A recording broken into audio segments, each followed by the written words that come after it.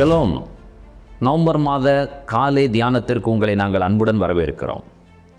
இந்த மாதம் முழுவதும் பரிசுத்த ஆவியானவரை பற்றி நாம் தியானிக்க இருக்கிறோம். ஆதியாகமம் முதல் வெளிப்படுத்தின விசேஷம் வரை பரிசுத்த ஆவியானவர் பல்வேறு பெயர்களில் அறியப்பட்டிருக்கிறார். அவரை பெற்றுக்கொள்வதும் அவரை பற்றி அறிந்து கொள்வதும் பரிசுத்த ஆவியானவரை அப்பியாசப்படுத்துவதும் நம்முடைய வாழ்க்கையில் மிக மிக அத்தியாவசியமான காரியங்களில் ஒன்றாய் காணப்படுகிறது. வாருங்கள், பரிசுத்த ஆவியானவருடைய நிறைவை பெற்று அவருக்குள் நாம் நிலைத்து வாழ கர்த்தர் நமக்கு உதவி செய்வாராக. ஷலோம்.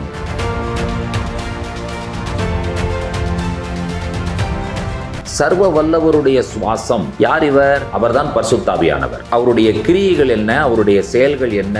உணர்வை கொடுக்கக்கூடிய ஆவியானவராய் அவர் இருக்கிறார். நம்முடைய சுவாசம் சர்வ வல்லவருக்கு சொந்தமானது.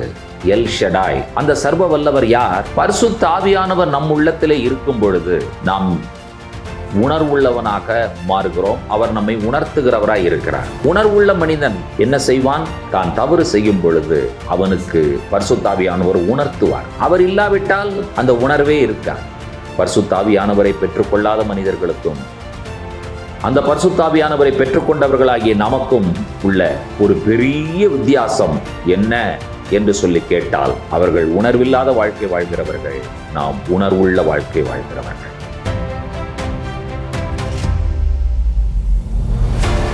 கர்த்தருடைய பரிசுத்த நாமத்திற்கு மகிமை உண்டாவதாக. ஆண்டவராய் இயேசு கிறிஸ்துவின் நாமத்தில் அன்பின் வாழ்த்துக்கள். பரிசுத்த ஆவியானவர், அவருடைய செயல்கள். பழைய ஏற்பாட்டிலும் புதிய ஏற்பாட்டிலும் பரிசுத்த ஆவியானவர் பல பெயர்களால் அறியப்படுகிறார் என்று நாம் கண்டுகொண்டு வருகிறோம். இந்த நாளில் பரிசுத்த ஆவியானவருடைய காரியங்களை யோபின் புஸ்தகத்திலிருந்து நாம் கற்றுக்கொள்ள இருக்கிறோம். பரிசுத்த ஆவியாரை பற்றி சொல்லும் பொழுது சர்வ வல்லவருடைய சுவாசம் என்று யோபின் புஸ்தகத்தில் அறியப்படுகிறார். யோபு 32ஆம் அதிகாரம் 8வது வசனத்தை வாசிக்க கேட்போம். ஆனாலும் மனுஷரில் ஒரு ஆவி உண்டு, சர்வ வல்லவருடைய சுவாசமே அவர்களை உணர்வுள்ளவர்கள் ஆக்கும். சர்வ வல்லவருடைய சுவாசம். யார் இவர்? அவர்தான் பரிசுத்த ஆவியானவர். பிதா, குமாரன், பரிசுத்த ஆவியானவர் என்று திரியேக தேவனை நாம் சொல்லும் பொழுது பரிசுத்த ஆவியானவர் ஏதோ மூன்றாம் நிலைக்குள்ளானவர் என்கிற ஒரு புரிந்து கொள்ளுதலிருந்து நாம் வெளியே வந்து பரிசுத்த ஆவியானவர், ஹோலி ஸ்பிரிட் இஸ் லார்ட், அவர் ஆண்டவர் என்று நாம் அறிக்கை செய்யும் பொழுது சர்வ வல்லவருடைய சுவாசம் என்று சொல்லி இங்கே யோபின் புஸ்தகத்தில் அறியப்படுகிறாரே, அவருடைய கிரியைகள் என்ன, அவருடைய செயல்கள் என்ன? உணர்வை கொடுக்கக்கூடிய ஆவியானவராய் அவர் இருக்கிறார் என்கிற சந்தோஷமான செய்தியை நாம் பெற்றுக்கொள்ளுகிறோம். தொடர்ந்து யோபு 33ஆம் அதிகாரம் 4வது வசனத்தையும் வாசிக்க கேட்போம். தேவனுடைய ஆவியானவர் என்னை உண்டாக்கினார், சர்வ வல்லவருடைய சுவாசம் எனக்கு உயிர் கொடுத்தது. இங்கே கவனித்தீர்களா? சர்வ வல்லவருடைய சுவாசம் எனக்கு உயிர் கொடுத்தது. சர்வ வல்லவருடைய சுவாசம் உணர்வை கொடுத்தது. சர்வ வல்லவருடைய சுவாசம் உயிர் கொடுத்தது. அதை தொடர்ந்து யோபு 34, 14, 15 வசனங்களில் நாம் என்ன வாசிக்கிறோம்? அவர் தம்முடைய இருதயத்தை அவனுக்கு விரோதமாக திருப்பினாராகில் அவனுடைய ஆவியையும் அவனுடைய சுவாசத்தையும் தம்மிடத்தில் இழுத்துக் கொள்வார். அப்படியே மாம்சமான யாவும் ஏகமாய் ஜீவித்து போம், மனுஷன் தூளுக்கு திரும்புவான். இந்த வசனத்திலே சுவாசத்தை தம்மிடத்தில் இழுத்துக் கொள்ளுவார் என்று சொல்லி சொல்லப்பட்டிருக்கிறதை நீங்கள் கவனிக்கிறீர்கள். இந்த 3 இடங்களிலும் பேசிக்கொண்டிருப்பவர் யோபினுடைய நண்பன் எலிகு என்பதை நாம் அறிந்திருக்கிறோம். சர்வ வல்லவருடைய சுவாசத்தினால் நாம் சிருஷ்டிக்கப்பட்டோம். சர்வ வல்லவருடைய சுவாசம் நம்மை உணர்வுள்ளவனாக மாற்றுகிறது. சர்வ வல்லவருடைய சுவாசத்தை நாம் புரியாவிட்டால், அறியாவிட்டால் அந்த சர்வ வல்லவருடைய சுவாசத்தை அவர் இழுத்துக் கொள்ளுவார் என்று சொல்லி சொல்லப்பட்டிருக்கிறது. ஏன் நமக்கு பரிசுத்த ஆவியானவர் தேவை? பரிசுத்த ஆவியானவரை பற்றிய புரிந்து கொள்ளுதல் என்று சொல்லும் பொழுது அது மிக மிக முக்கியமானது என்று சொல்லி யோபின் புஸ்தகத்தில் நாம் அறியப்படுகிறோம். காரணம் என்ன? நம்முடைய சுவாசம் சர்வ வல்லவருக்கு சொந்தமானது. எல் ஷடாய். அந்த சர்வ வல்லவர் யார்? அவர்தான் யெகோவா தேவன். யெகோவா தேவன் தான் நம்முடைய வாழ்க்கையின் சுவாசமாக மாறியிருக்கிறார்.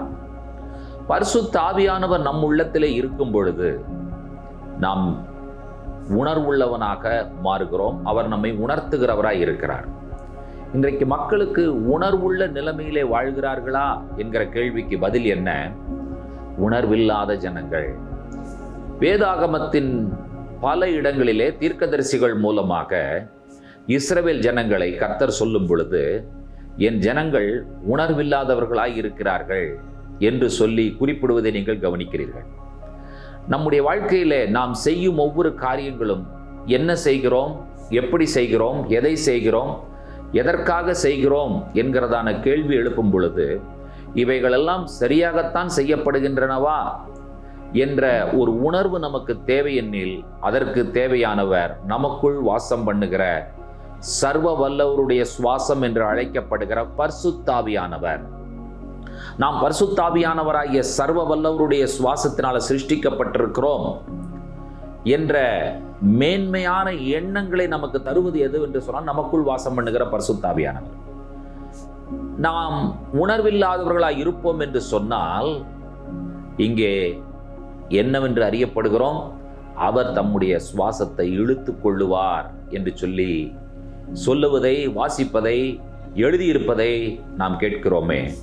கர்த்தாவே, உம்முடைய சர்வ வல்லவருடைய சுவாசம் எனக்குள்ளாக இருக்கட்டும், அதை எனக்குள்ளாக தங்க வையும், என்னை உணர்வுள்ளவனாக மாற்றும் என்று சொல்லி நாம் ஆண்டவரிடத்தில் கேட்க வேண்டும்.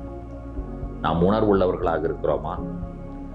உணர்வுள்ளவர்கள் என்று சொல்லும் பொழுது அதனுடைய பொருள் நன்றி உள்ளவர்கள் என்பதுதான். கர்த்தர் நமக்கு செய்த எல்லா காரியங்களையும் நாம் உணர்ந்து துதிக்க வேண்டும், ஸ்தோத்திரிக்க வேண்டும். அவருக்கென்று வாழ்கிற ஒரு வாழ்க்கையை நாம் தேர்ந்தெடுக்க வேண்டும். அந்த வாழ்க்கை கர்த்தருக்கான ஒரு வாழ்க்கையாக, கர்த்தரை மையப்படுத்துகிற ஒரு வாழ்க்கையாக, கர்த்தரையே சார்ந்திருக்கிற ஒரு வாழ்க்கையாக இருக்க வேண்டும். நாம் ஒரு நாளும் தேவனை விட்டு பின்வாங்காமல், தேவனை மறுதலிக்காமல், தேவனுடைய சத்தத்திற்கு கீழ்ப்படிந்து தேவனுடைய சத்தம் கேட்கிறவர்களாக இந்த உலகத்தில் வாழ வேண்டும். இதற்கெல்லாம் நமக்கு தேவை என்னவென்று சொன்னால், பரிசுத்தாவியானவர். நீங்களும் நானும் சர்வ வல்லவருடைய சுவாசத்தில் வாழ்ந்து கொண்டிருக்கிறோம். அந்த சர்வ வல்லவருடைய சுவாசத்தினால் நாம் உணர்வடைந்து கொண்டிருக்கிறோம். உணர்வுள்ள மனிதன் என்ன செய்வான்? தான் தவறு செய்யும் பொழுது அவனுக்கு பரிசுத்தாவியானவர் உணர்த்துவார். அவர் இல்லாவிட்டால் அந்த உணர்வே இருக்காது. நான் பாவம் செய்து விட்டேன், நான் குற்றம் செய்து விட்டேன், நான் தவறு செய்து விட்டேன், இதையெல்லாம் உணர்த்துவது யார்? சர்வ வல்லவருடைய சுவாசமே. அந்த சர்வ வல்லவருடைய சுவாசம் என்று அழைக்கப்படுகிற இந்த பரிசுத்தாவியானவரை நீங்களும் நானும் பெற்றிருக்கிறோமா? அந்த வகையிலே பார்க்கும் பொழுது நாம் எப்படிப்பட்ட நிலையிலே இந்த உலகத்தில் நாம் வாழ்ந்து கொண்டிருக்கிறோம் என்கிற ஒரு கேள்வியை கேட்டு பாருங்கள். பரிசுத்தாவியானவரை பெற்றுக்கொள்ளாத மனிதர்களுக்கும் அந்த பரிசுத்தாவியானவரை பெற்றுக்கொண்டவர்களாகிய நமக்கும் உள்ள ஒரு பெரிய வித்தியாசம் என்ன என்று சொல்லி கேட்டால், அவர்கள் உணர்வில்லாத வாழ்க்கை வாழ்கிறவர்கள், நாம் உணர்வுள்ள வாழ்க்கை வாழ்கிறவர்கள்.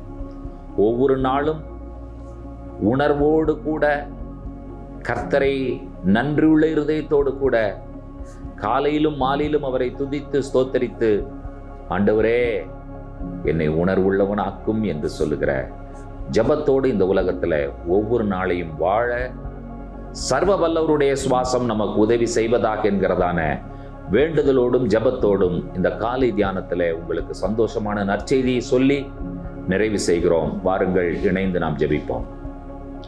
உன்னதங்களில் வாசமாயிருக்கிற எங்கள் அன்பின் பரலோக பிதாவே, ஆசீர்வதிக்கப்பட்ட மனமகிழ்ச்சியின் அற்புதமான காலை பொழுதிலே சர்வ வல்லவருடைய சுவாசம் என்னை உணர்வுள்ளவன் ஆக்கும் என்று சொல்லி யோபின் புஸ்தகத்தில் நாங்கள் வாசிக்கிறோமே.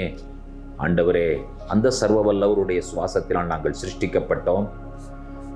அந்த சர்வ வல்லவருடைய சுவாசம் என்கிற பரிசுத்தாவியின் மூலமாக நாங்கள் ஒவ்வொரு நாளும் உணர்வடைகிறோம். அது மட்டுமல்ல, தகப்பனே, அந்த சர்வ வல்லவருடைய சுவாசம் எங்களை விட்டு நீர் எந்த சூழ்நிலையிலும் ஆண்டவரே தகப்பனே கர்த்தாவே நாங்கள் உணர்வில்லாது இருக்கும் பொழுது அதை எடுத்து போடுவீர் என்கிற காரியத்தை நாங்கள் புரிந்து கொண்டோம். எங்களுடைய ஜெபம் சர்வ வல்லவருடைய சுவாசமாகிய பரிசுத்த ஆவியானவர் எப்பொழுதும் எங்களிடத்திலே தங்கியிருக்க வேண்டும் என்கிற விண்ணப்பத்தோடு கூட இந்த ஜெபத்தில் இணைந்திருக்கிற எல்லா தேவ பிள்ளைகளுடைய வாழ்க்கையிலும் ஆண்டவரே சர்வ வல்லவருடைய சுவாசம் உணர்வை கொடுக்கட்டும் என்கிற மன்றாடுதலோடு நிறைவு செய்கிறோம். இயேசு கிறிஸ்துவின் நாமத்தில் பிதாவே, ஆமேன், ஆமேன்.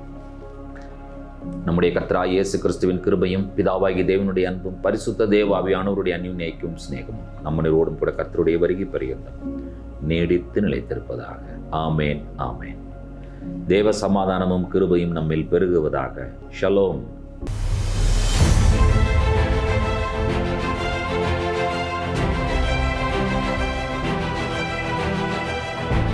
பரிசுத்தாவியானவர் மகிமையானவர், அவர் இனிமையானவர். பரிசுத்தாவியானவருடைய செயல்பாடுகள் வியக்கத்தக்க செயல்பாடுகள். இந்த முகத்தோடு முகமுள்ள உறவிலே நமக்கு கிடைப்பது என்னவென்றால் அவருடைய ஜீவன் நமக்கு கிடைக்கிறது. இருதயம் உடைந்து நொறுங்கி கர்த்தரிடத்தில் அவர் ஏறெடுக்கிற இந்த விண்ணப்பம், தாவீதினுடைய இந்த விண்ணப்பம் மன்றாட்டினுடைய விளைவு என்னவாக இருந்தது என்று சொல்லி கேட்டீர்கள் என்று சொன்னால், உம்முடைய பரிசுத்தாவி என்னை விட்டு எடுத்துக்கொள்ளாமலும் இரும் என்று சொல்லி தாவீது செய்த விண்ணப்பம் கேட்கப்பட்டதா, ஏற்றுக்கொள்ளப்பட்டதா என்கிற கேள்விக்கு பதில் என்ன? பரிசுத்தாவியார் நமக்குள் இருந்தால் தான் மன்றாடவே முடியும்.